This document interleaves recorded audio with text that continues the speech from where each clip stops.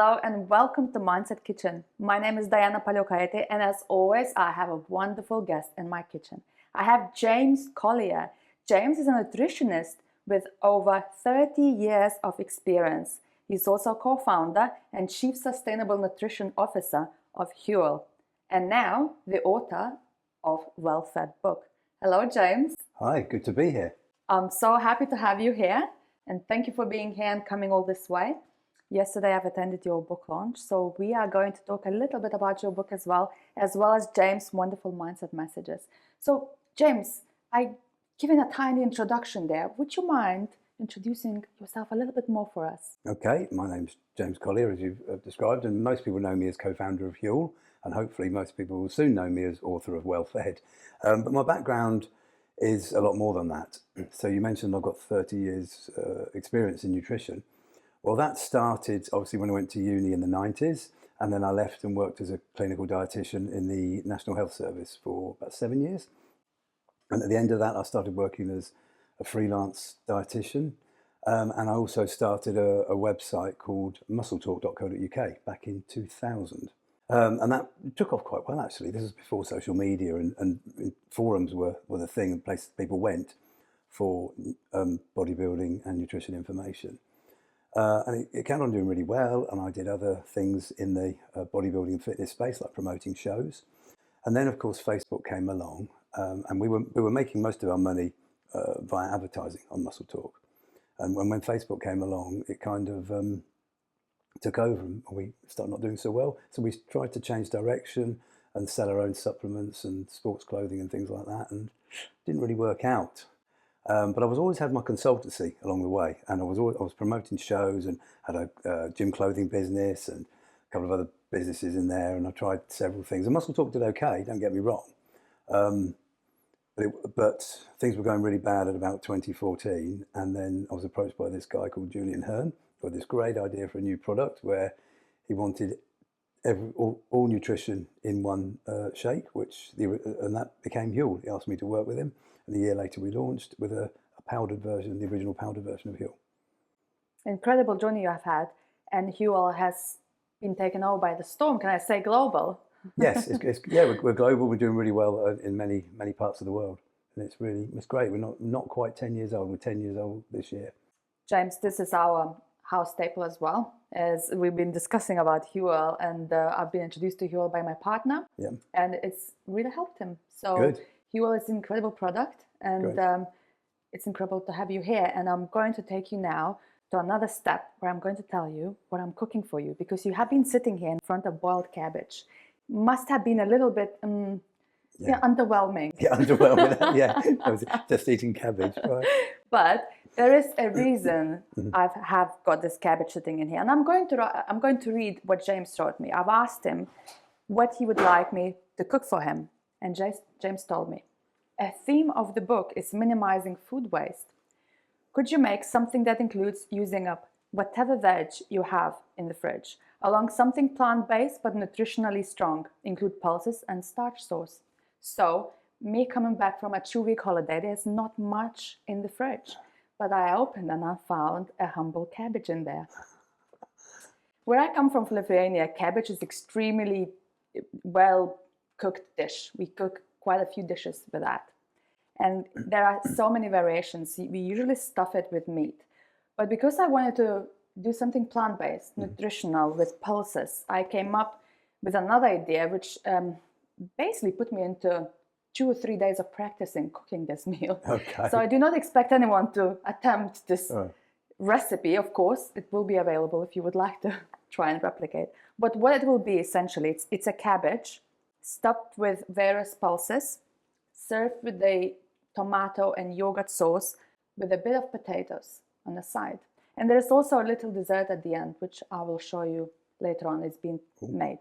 Now, the dish itself requires a lot of time. So this cabbage had to be pre-boiled this morning, but also it has to be steamed afterwards. So I have made one last night. Okay.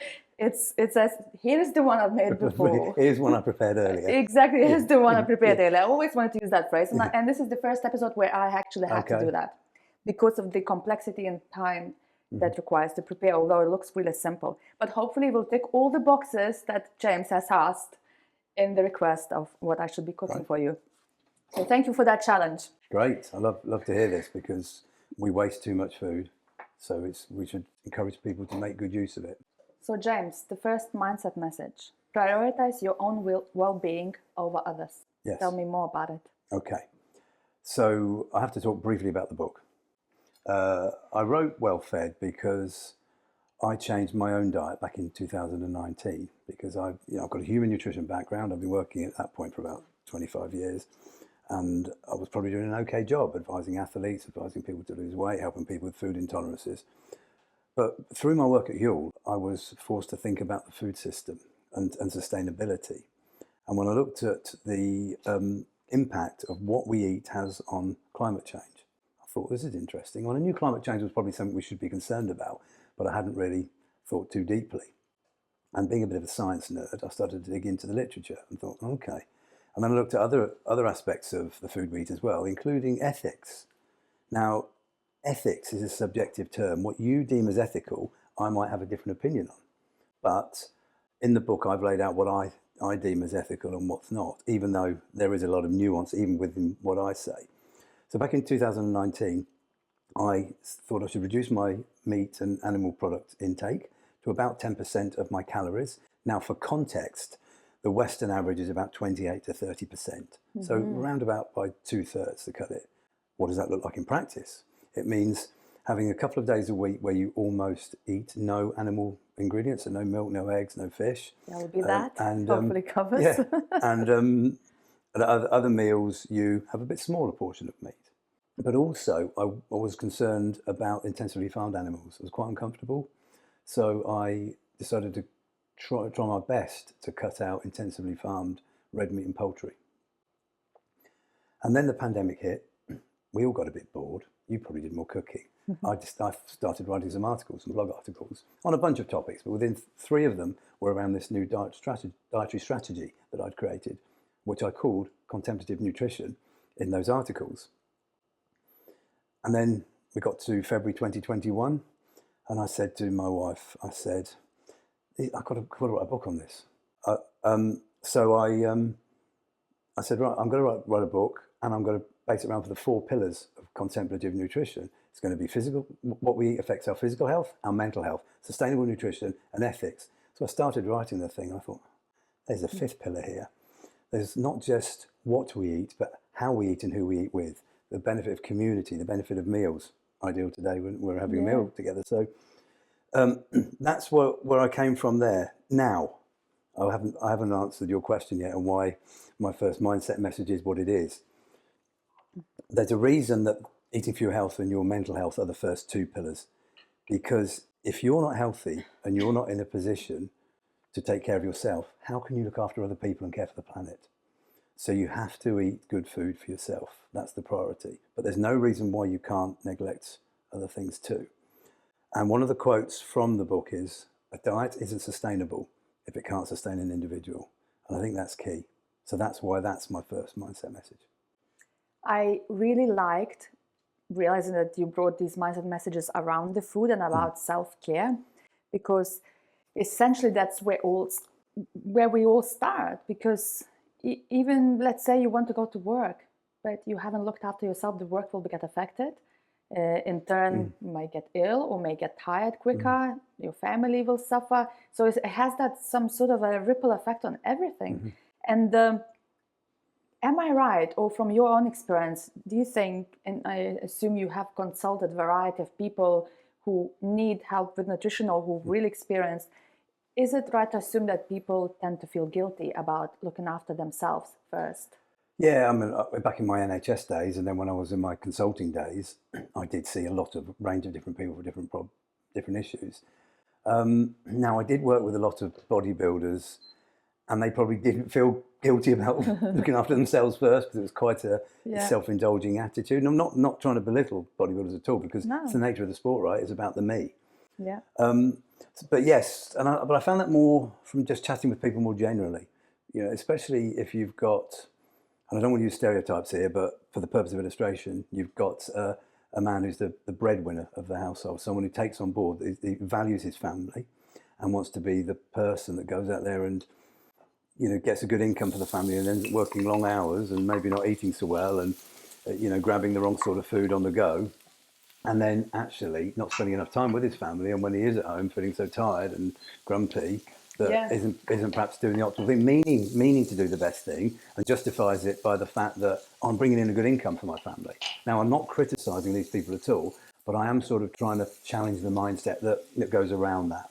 And yeah, it's partly part of the reason why Huel came in, because people were making the wrong food choices at those times when they were grabbing and going, buying these crappy meal deals or something. So we can provide something nutritionally complete and nutritionally strong that's convenient, affordable, and nutritious, then that's what people should go for.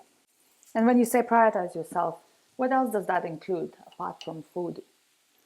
It's vast really, but exercise has to come key. I mean, one of the biggest predictors of living well older is physical activity. In fact, it trumps what you eat. It trumps even being overweight. The other one, of course, is the benefits of community and eating food with other people. And I want to come back on that at the moment, otherwise I'll lose track of the question. Yeah. But I think that's something we should talk about, especially as we're having meals today. Yeah. But that is also actually one of the biggest predictors of living well older. Then there's how much rest and sleep you're getting. I mean, sleep is, sleep is for wimps was a line from the sort of 1980s, right? Well, it's actually not. I'm a busy guy, and I know you're busy too. And there's so much I want to do in my life. I've only got quite a few years, but I'm always rushing around doing stuff. That's not ideal. I know it's not, but I try and get a better amount of sleep now, and I think I'm doing better than I used to. But there's definitely still room for improvement. And then obviously taking care of your weight as well. Trying not to be overweight. Now, there's a lot wrong with what I've just said, because it's easier for some people to control their weight than others, and it's not down to being lazy and things like that. And again, that's something we can talk more about. So, yeah, eating good food and being physically active, resting well, and then of course there's the whole mindset in and of itself. I'm not just talking about meditation here, although that absolutely could be part of it. It's about just being contemplative. Now, there's a reason that my strategy is called contemplative nutrition. It's because I want people to pause and think just a little about the food choices that they're making from all aspects, which cover the 5 pillars, but prioritising your own health. Now, you may have heard of intuitive eating or mindful eating, which is where we encourage people to pause and think about how they're feeling about what they're eating. Why am I having this food? How does it make me feel? Am I craving it? Am I desperate for it? Am I feeling full? And there's a lot right with that, but that's only part of the picture. That's part of contemplative nutrition. Contemplative nutrition is about thinking about what we eat and how it impacts others and the environment. And by others, I don't just mean other humans, I mean non-humans too.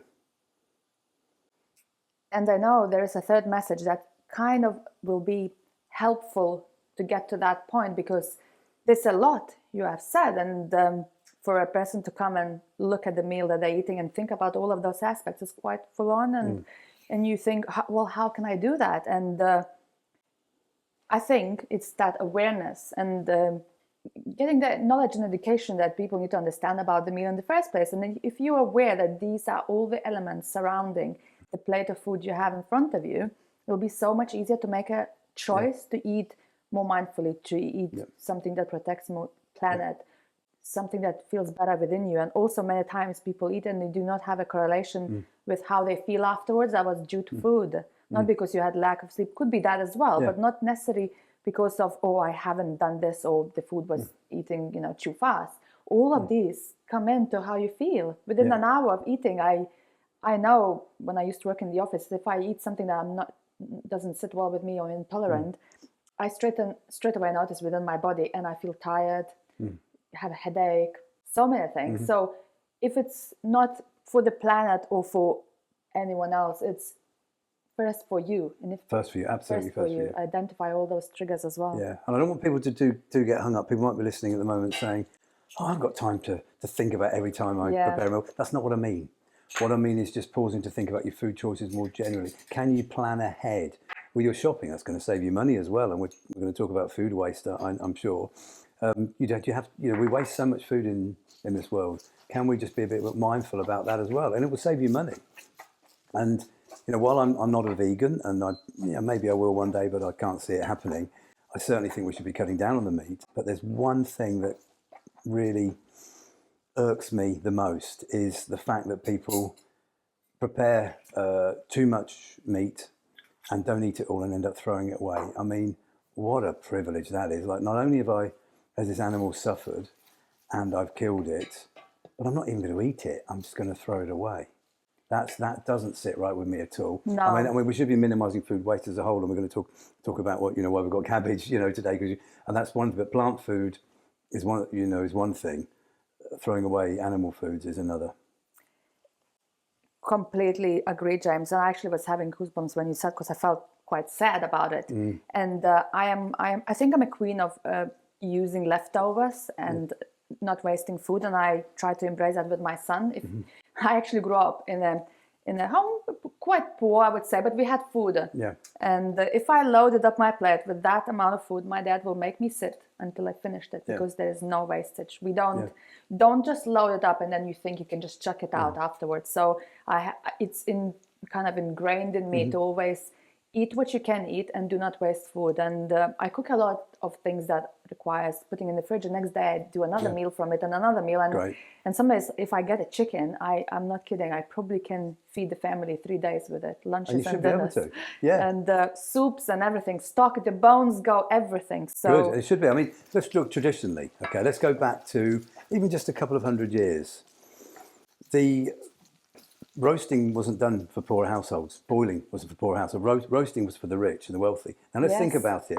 You've got a boiling, a boiling pot. Everything goes in, bones and all, and there's no wastage because everybody would have soup out of the leftovers. Yeah. There's literally no wastage. It would just be the bowl and the bones with everything leached out of them there. Just because food couldn't be wasted.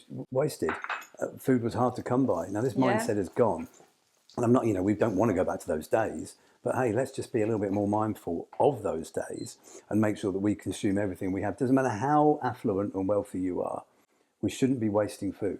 And this is, everybody's got enough money these days. So food is wasted on all income levels because food is cheap. As a proportion of income, food is the cheapest it's ever been. But unfortunately, it's the junk foods, low nutrition, low fibre, high fat, sugar, salt, that are typically the cheaper foods to come by. And not only are they cheaper, but they're the easiest to prepare. I mean, you're going to great lengths today, even pre-prepared stuff. And that's brilliant. But I do get it. Most people can't do that. Yeah, At least definitely not every day. No. So how can they make better food choices, be mindful of better food choices so as not to waste? And it's not just money. It's a privilege to have cooking skills. Now I'm sitting here with someone who's highly skilled. Some people haven't had the education. Now you can say, well, blame the parents. Okay, blame the parents, but that doesn't change the fact they don't have the cooking skills. Or maybe their parents didn't have the skills either. Maybe they grew up in a single parent family and now they're a single parent and they're running 2 jobs or just don't know how to cook and we've got to be mindful of all this. So there's a lot that should come from probably top-down government here on how we can educate people to eat better. But in the meantime, if people can just pause and try and think about their food choices. And James, I would like to thank you for contributing that, because I assume I haven't finished reading your book, but can I assume the book will give some knowledge and awareness for people? Yes, exactly absolutely. That's the theme. That's the theme. I want, there's the 5 pillars, which are the 5 middle chapters. There's 11 chapters in total. And then the last 3 chapters, I kind of bring this all together and I talk about a new concept I'm introducing in chapter 9. I'm sort of talking about how people can bring this together. Then in chapter 10 is looking at a bit futuristic approach to food. How are we going to feed 9-10 billion people with the current food system? It's going to be difficult. Yeah. And then the last chapter, I call it contemplative dilemmas, where we conflict. So, for instance, there's a subsection there called waste or waste, as in waste, throw it away, or waste round here. Mm-hmm. And you mentioned about when you were growing up. Brilliant example here. You were told not to waste anything. Yeah. Well, these days we're encouraging people, who've got a weight problem, if they feel full up, just leave it, throw it away. Mm-hmm. Doesn't sit comfortably with me either. So what do? Well, just prepare a small amount. Or like you said, dish up a small amount and then save the rest until the next day. Yeah. There are ways you can do both. I think the more planning you can do around the food, the less wastage as well will happen. And so I've been cooking in the background. Those who are listening to us will probably have heard some pan noises. And obviously James is smelling onions and garlic here. So what I was doing is frying some onions with garlic. Then I had chipotle paste, tomato paste, and red sun-dried tomato paste. All of that going in there. And I'm going to mix with this. So I prepared this yesterday. So it's brown rice, variety of beans. Okay. Then I have green lentils, and I have couscous. Wow. And then I have these lovely beans in a tomato kind of sauce. They add another extra flavor. And the filling is that. So the reason this filling is coming and not meat, the traditional Lithuanian cuisine would have a meat in the cabbage with a creamy sauce. None of this will be actually from animal. It's except the yogurt that I'll serve, everything is plant-based. The reason I came up with this because you can find everything in the cupboard.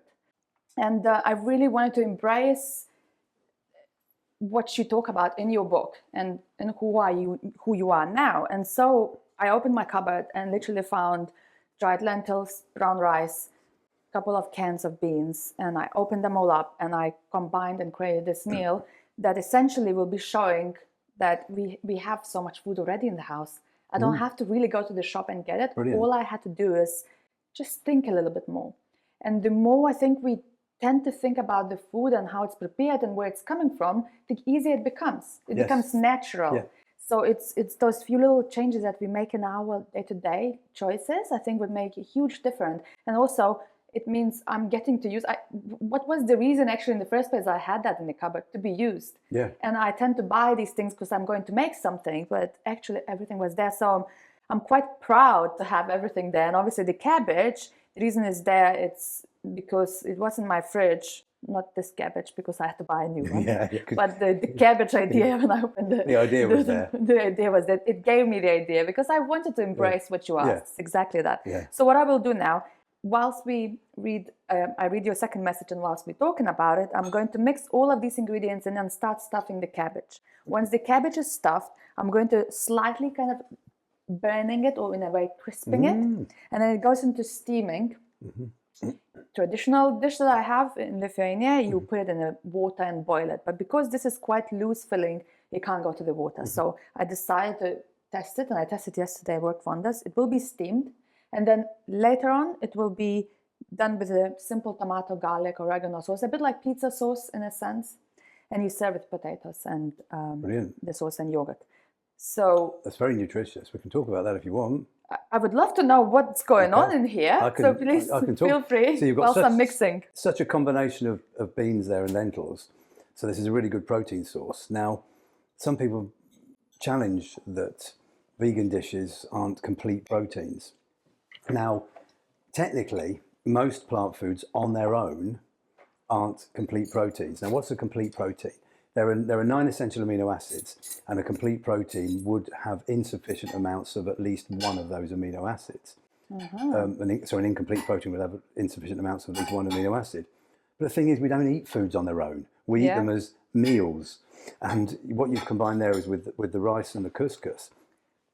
They have other amino acids in it, albeit they're not high protein foods. They do have a substantial amount of protein. So what the pulses are missing, you get from the couscous and the rice. So what you'll have there is a meal that is complete protein. Also, we're in a fibre crisis. According to the British Nutrition Foundation, who did a survey in 2021, only 9% of adults were getting enough fibre every day, and that's 30 grams a day. Oh, wow. And that's because they're buying low nutrition convenience foods like we've discussed. But foods like this, I don't know how much fibre is going to be here, but it's going to be about a third, I'd imagine, of that daily amount, maybe even more. Because with the cabbage, with the pulses, with the brown rice, the couscous and all the other bits you're putting in. Yeah, and the amount of pulses here. So this is really nutritious. Okay. I mean, fibre is just not cool to talk about. I come from the gym bro scene, right? You need fibre. Yeah, and everyone talks about protein, masculine, hard. Fibre doesn't quite have a ring to it. And people say, how much protein you had today? Nobody in the gym goes down and says, hey, bro, how much fibre have you had today? but we should be starting to embrace that. Yeah. They are both important. Both protein and fibre are the most satiating of the macronutrients, which means they help keep you feeling full up, as well as providing the good nutrition. They help control your appetite signals. So this is really important. As well as that, you've got all the micronutrition, the vitamins and minerals. Most of the micronutrients will be taken care of here. In fact, looking at this, wow, I'm loving this. We might be leaving the yogurt aside. There will probably be a lack of vitamin D and a lack of B12. Everything else will be taken care of. Now, B12 is the one that's critical for vegans because it's only available in like seaweed is the only kind of plant foods that will have a decent amount of B12. This is why most vegans should probably consider a B12 supplement. But because we're having a little bit of yogurt, that'll have a little bit of B12 in it and it'll have a reasonable amount of vitamin D. Now, vitamin D is also known as the sunlight vitamin. You might have heard of this. Yes. And obviously in countries like the UK and Lithuania, we don't always get sunlight all year round. But if you wear t-shirts and in all the summer months, you'll be fine. But do we need a bit more? Possibly. So this is where, if you are a vegan, you might want to supplement with D3 as well. And it just came to my mind. I can actually easily give you B12 here at the end as well. Okay, because I just wanted to check if that would have actually. I have a vegan caviar, which I've been trying, and it's made from sea kelp. It might do certain types of seaweed.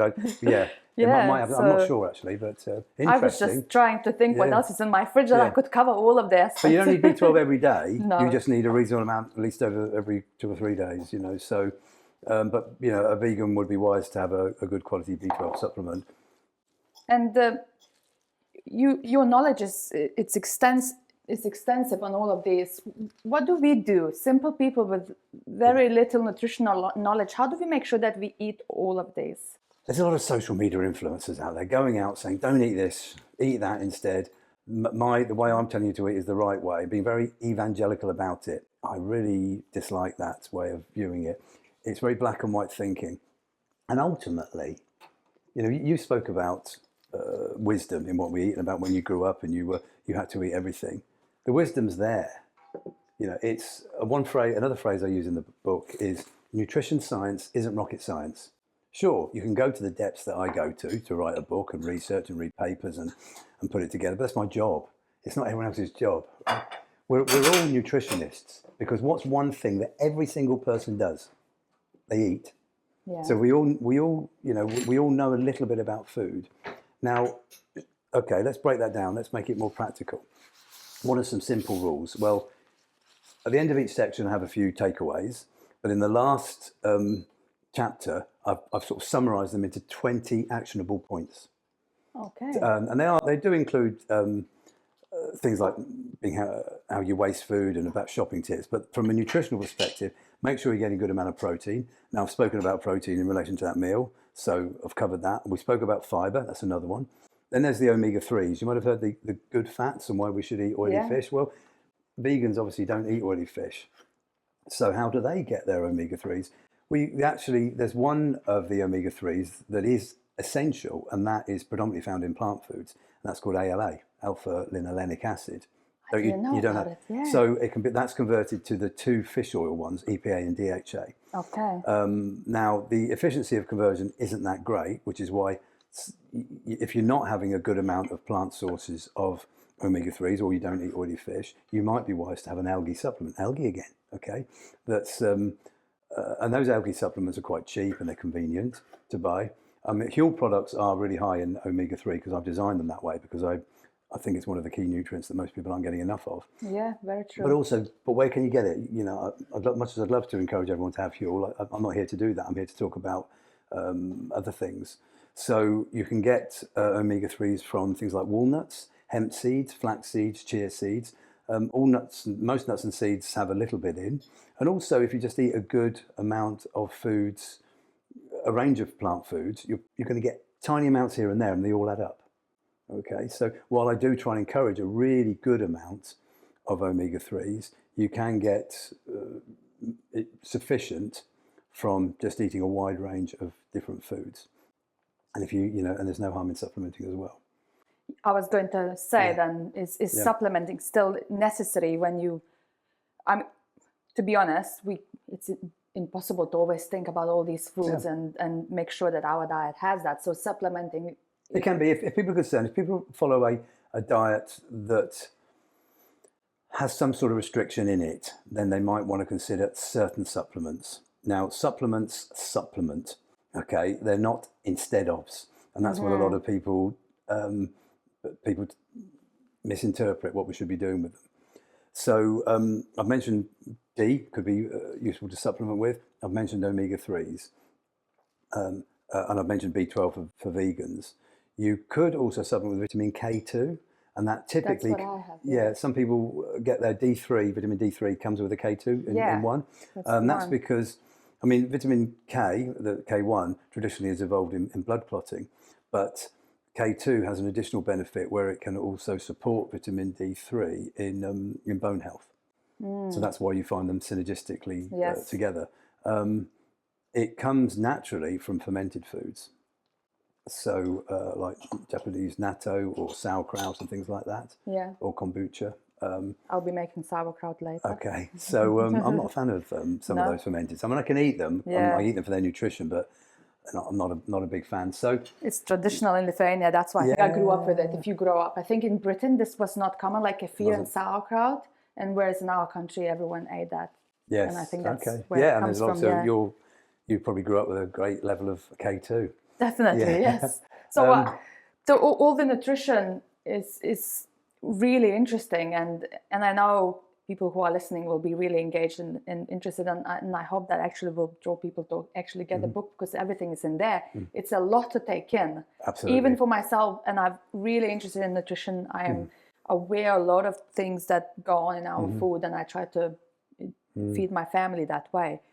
And thank you for sharing as well all the tips and the the ideas behind what every food has, to be honest. And I feel like I should have that on the fridge as a sticker. Yeah, well, I just something to evoke that. Yes, I just want people to think. Yeah. If people get one message from anything I say, from the book, these podcasts, or anything, I just want people to embrace the fact that the food system is complex, but it needn't be complicated. Okay, just eat a variety of different foods. Stay active, get plenty of rest, be mindful, and you'll probably be okay. That's a good I don't want advice. people to get, they're hearing mixed messages from being bombarded. It's confusing why he's telling me this. He's got doctor in front of his name, but he's saying one thing. She's got doctor in front of her name, but she's something else. Who should we listen to? Well, and I don't like that mindset. So if anybody wants to follow me on social media, I hope I'm nuanced. In fact, that brings us to maybe a quick question. Who should we listen to? How do people know who's a good social media influencer to listen to and who's likely talking bullshit, excuse the language? Because it's hard. So the one thing, I'll give you three quick watch outs. Yeah. One is the person transparent about their biases? We all have biases. I have one. I'm co-founder of Huel. Everything I say, people could interpret as me having an ulterior motive. I can't help that bias. All I can do is be transparent about it, and I hope I am sufficiently. Secondly, do they fearmonger certain foods? Don't eat this. It'll hurt you. It causes inflammation. And do they use scientific sounded words like inflammation without actually saying what they mean? If they're doing that, they're probably talking a load of rubbish. And are they black and white thinkers? Do they say the word truth a lot or fact? Now, someone you should probably be more likely to pay attention to is someone who's more nuanced and vague about what they say. In fact, the more vague and the more unconfident they are in what they say, it probably means they're actually someone who's more likely giving you good information. Someone who you should listen to should be confidently unconfident. That's something for me to digest now. I'm thinking confidently unconfident. Is that someone who has the knowledge, but is humble and truly living it? That's one, absolutely, that's half of it. But it's also they know that life, the food system, is complex. We have billions of years of evolution behind us. We're hardy. We're actually pretty hardy. If you have one chip, it's not going to undo a bad diet. Diets can be bad or good. I know there's some sort of nuance even in what I've just said there, and I feel a little bit bad about saying it, but certainly individual foods are not bad or good. If somebody says, oh, you've got to eat that 'cause it's good for you. No, you don't have to eat it because it's good for you. There's something else you can eat that would provide what that's providing you. And you certainly don't have to not eat anything, which is why I don't like the term ultra-processed food. Because I'm betting 5 or 6 years ago, you hadn't even heard the term ultra-processed food. And now you're hearing it every day. And academics, nutritionists, dietitians alike, all agree the term lacks a suitable definition. Yet everybody's using it, which is a bit weird to me. Yeah. But it's a categorization system that was invented by a bunch of humans that was useful for academic research, but it's found its way out into the popular world because high-profile academics have found their way onto high-profile podcasts and started talking about it, and all it's done is cause confusion. We already had a term, and the term worked a lot better. The term was junk food. It was first traced back to the 1950s. It started being used regularly in the 1970s. Yes, I am nerdy enough to go on and trace its origins. And it works. If you think of the term junk food, junk, it feels a bit playful. I've had all my good food, now to have a bit of junk. I've had all my good food, now I'm going to have a bit of ultra-processed food. No, it doesn't really work, does it? No. And then, okay, I can hear your more astute listeners now going, that bloke's going to be saying that. He's created Huel. Huel's got a long list of ingredients. It's a so-called ultra-processed food. Yeah, it is. So what? People came up with that definition. It's high fibre, nutritious. It's not just Huel I'm talking about here as well. There are certain whole wheat breads. In fact, there was a great study in November 2023 in The Lancet, a very prestigious journal, that actually found higher intakes of high fibre, ultra-processed breads and meat alternatives were associated with lower risk of disease. So this black and white perception that ultra-processed foods are bad should be thrown away. Unfortunately, the term's found its way into common usage, and we need to deal with that outbreak now. And this is part of what these social media influencers are getting it all wrong. They don't understand the complexity. And to be honest, you raised quite a few points there. It's up to person whether they choose that knowledge from you or whether they choose to listen to someone else and assume that knowledge. And as you said, you can say diets are bad, diets are good, whatever. It's always about finding out what works for people. Because some people may experience some amazing diets that, made them consistent and they stuck to it and embraced it. Some people find diets different and difficult. Because we're different. And sorry to interrupt, you raised a really good point there, and I just want to make that point actually. Some influencer might have had a load of health issues, changed their eating habits to one sort of diet, found it works for them, and they want to tell the whole world about it. Because it worked for me, I can help you, I can heal you. I can hear that with their Messiah complex now. But that doesn't mean it's going to work for the other person. The other person has different genes, they've had a different upbringing, they've had, they've got a different ancestry, they've had a different lifestyle, they live a different lifestyle now. It doesn't mean it's going to work for them. So I'm all for people following these extreme diets, but don't go preaching about it. I agree. I completely agree. It's finding your unique self, what works for you at the end of the day. Yeah. And prioritizing yourself. However, be mindful that your actions won't just affect you, they affect others too. Yeah, which is where it brings in the pillars, really. I've kind of spoken about that. That's my mindset message too. Yeah. But that links on from number one. So firstly, prioritize yourself. But secondly, prioritize yourself, but make sure you'll bear in mind that what you're eating will influence other people too. So if you are having a meat-heavy diet, you will be affecting other people. Yeah. It's that ripple effect because you're feeding your family perhaps, or you have guests over, then the guests will come back home or your children will grow up, will be using the same. They're watching you and obviously what your body is getting used to and how it's thriving on what. And I think that looking after yourself, then everyone else will be looked after. It's a very powerful mindset to have because many times we forget about ourselves because we're really caring about others more. And I think if we reverse that back and start caring for ourselves more, caring for others actually will not be effort perhaps, or maybe tiring because you're looking after. It's going to be enjoyable. It will come from you naturally. That's a good point as well. That's a great point. That's kind of how I viewed the messages. And this is maybe the time I sort of paused earlier about talking about eating with other people. Maybe this is the time we should just briefly bring that in. It's not just about what we eat, it's who we eat and how we eat. Sharing meals has actual benefits physiologically that have been measured in research. So I want to talk about a concept called behavioural synchrony. Now, as a slight tangent, there's been research done that's shown that rowers who, a rowing team who train together in the gym with the teammates, train harder than when they train on their own or when they're training with other people who aren't their teammates. That's interesting, right? Yes. And it's because there's some sort of synergy. They know each other, and they're used to each other. Now, that has also been shown around the dinner table, because there's a synchrony there. Now, I'm not saying everybody should be lined up with their bowl and go 1, 2, 3, go, and eat in unison. But the very fact you're eating with other people has been shown to benefit certain neurotransmitters and hormones that are associated with positive feelings, like oxytocin and endorphin. Yeah. And this is interesting. But it's all, as well as that, you're preparing food for other people, like you alluded to. You're more likely to prepare healthier food options, both for them and yourself. You're talking about food. You should be, I'm assuming people aren't going to be on their phones around the dinner table these days. No. But you won't be distracted. Yeah. You'll be pausing in what you're eating and having a conversation, sharing your experiences about the day with other people. I think this is really important. What you're up to next, what's on your mind. Maybe you're unloading, maybe you're venting a little bit. That's okay, providing you're not shouting at them. You're venting, and that can be a relief. So there's so much to sharing food with other people. And if I can just take a 2-minute detour again to share a little story with you. Yes, I love stories. And this is very much food linked here. Something known as the Rosito effect. Now, some people may have heard of this, but let me explain what it is. In the 1950s, there was a town in Pennsylvania, USA, called Rosito.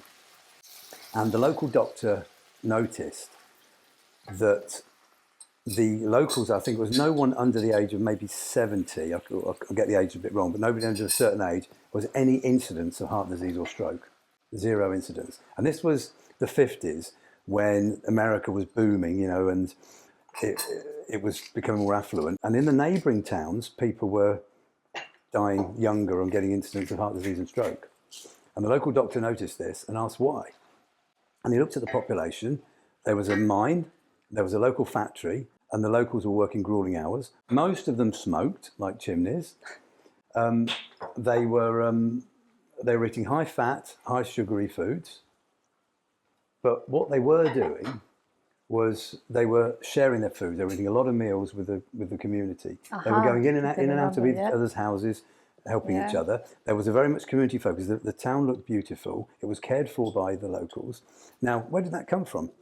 Well, in the latter part of the 19th century, a town in Italy called Roseto Valtefort, I think I pronounced that right, they'd come over from there as people were emigrating to the USA. And they brought their traditions with them. And this community focus had kept everyone well. Now, this isn't the end of the story.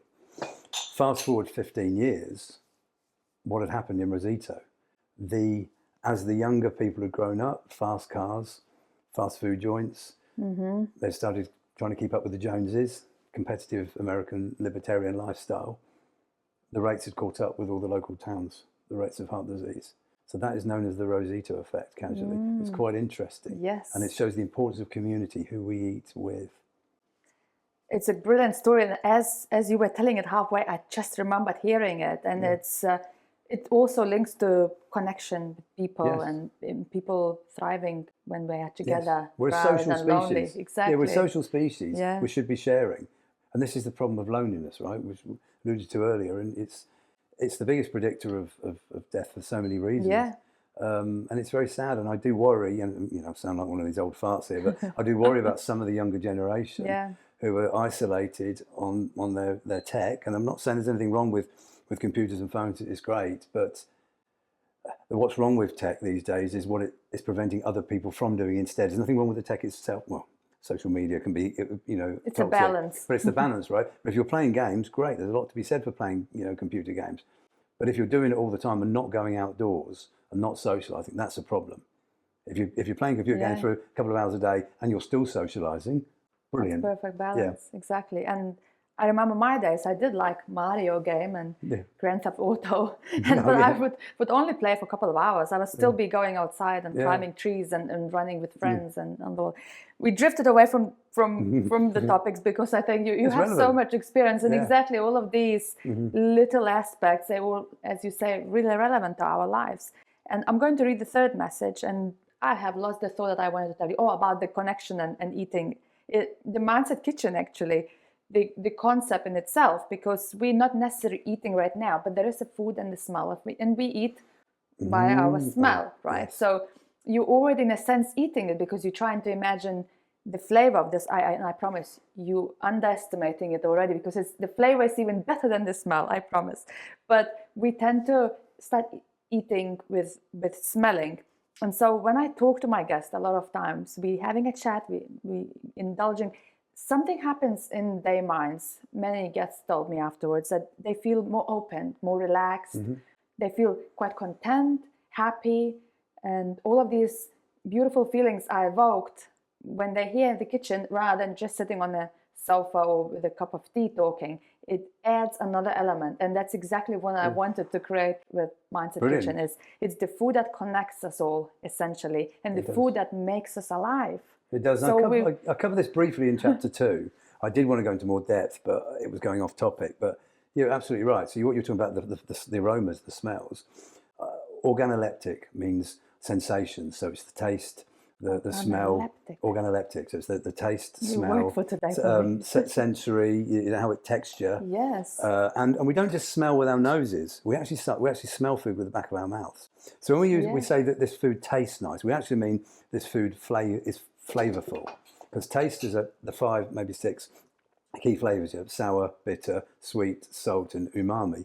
There is a possible fourth that scientists argue whether it's actually a true taste, and that's oligostus, fattiness.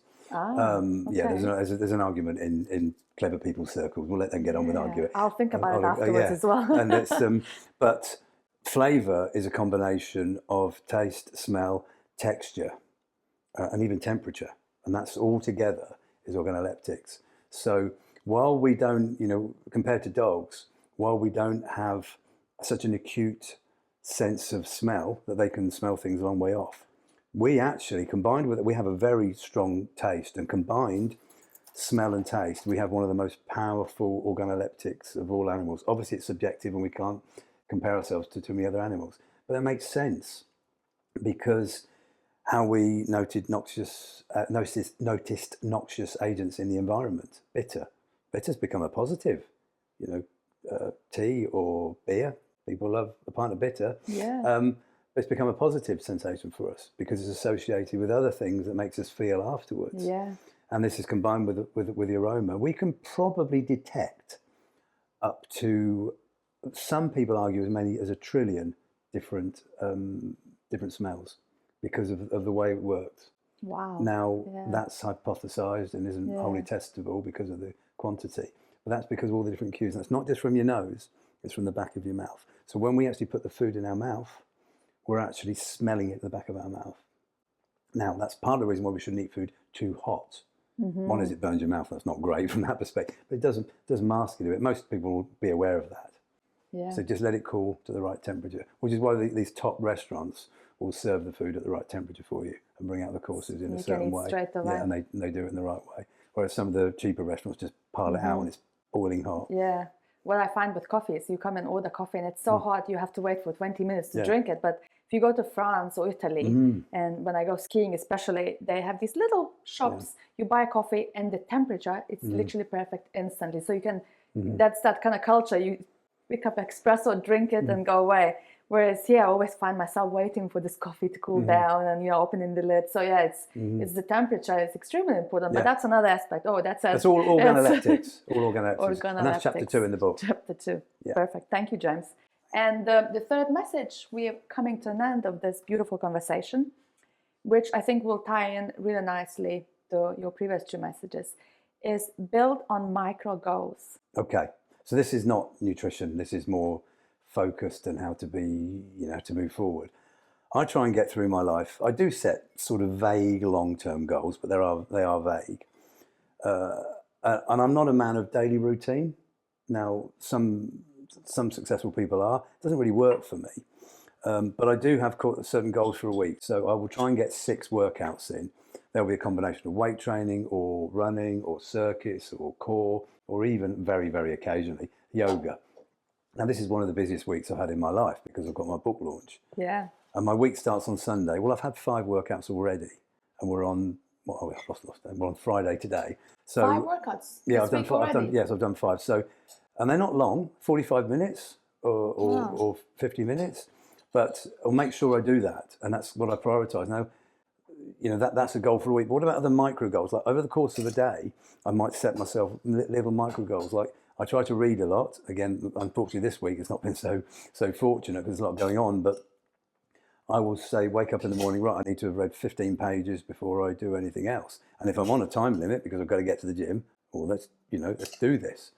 And there are things like that. Or I've got quite a lot of jobs to do. Well, what's realistic that I can get done? I think about this just in a few seconds. What's realistic that I could do?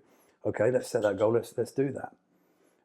So that's what I mean by micro goals. And then you find they compound. You've heard of the compound effect with money. Yeah. The more you save, it happens with your goals. You do these little goals, they compound, and you end up hitting your bigger goals and achieving some really, really cool things. So, yeah, that's why I think that's important. And it's not really related to nutrition, but it's allowed me to, you know, do well in business, I guess. It's allowed me to have a really great social life, to mix and have great conversations with lovely people, and which I get to do a lot. You know, it's brilliant. But also write a book and write articles, which I write articles on Substack as well, which is part of how I form my ideas, and do the other things as well. Yes, sometimes it is a bit overwhelming, but then you have breaks. And I agree. And it's a lot of actually focus about setting little goals, because many times people do not set goals or do not stick to goals because they're too big, too overwhelming. And we have that desire, I want to do this. We underestimate the power of the micro goals, I think. And if we just focus on the one little thing that you can do and start doing that consistently, the next micro goal will come in. The first one, it's already a habit. You're already doing it. That's it. You're building habits as well. Yeah, and you set those, and they compound. I mean, I know, you know, there's some self-help books are quite questionable, but there's some really good ones. And one really good one is James Clear's Atomic Habits. You may have heard of, and that's kind of a similar thing to what I'm talking about here. I think that's a really good book. I mean, it should be the second book everyone reads following this. Promoting that. Yes, promoting another JC, I should add. Well, I read it and I agree. It's a very good book. It's very, very useful concept there, but yeah. So, James, thank you so much for being here. The food was strategically placed here to cool down. Great, yes. But there, I'm just holding there for the camera to show that all these pulses is brown rice, so many brown rice, variety of beans, quinoa, couscous. Everything has been wrapped in a cabbage and steamed with just simply boiled potatoes, nothing fried, nothing too complicated, with a side of Greek yogurt.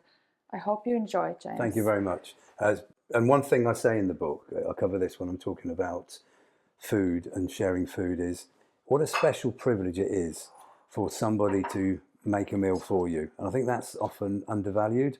So I feel very privileged today that you've done this for me. Thank you very much.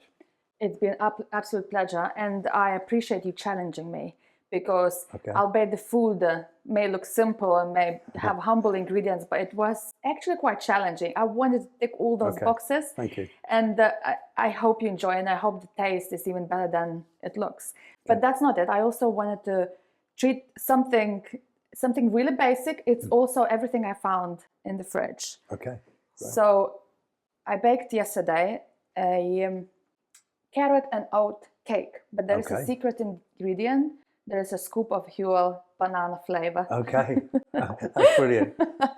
So I'm quickly going to dress that up, and you can enjoy that afterwards. So I've got coconut yogurt in there, and the cake itself is actually done with oats, bananas, carrots, Huel, and a bit of oat milk. Nice. Everything has been baked. On top is coconut yogurt, pecan nuts. Do you like some honey? We can do, yeah. And then honey goes on top like that. There you go. And there'll be your little dessert afterwards. Thank you very much. It was great. James, Thank you for being here. Thank you. Thank you so much, everyone, for being here, for listening, being with us in the kitchen.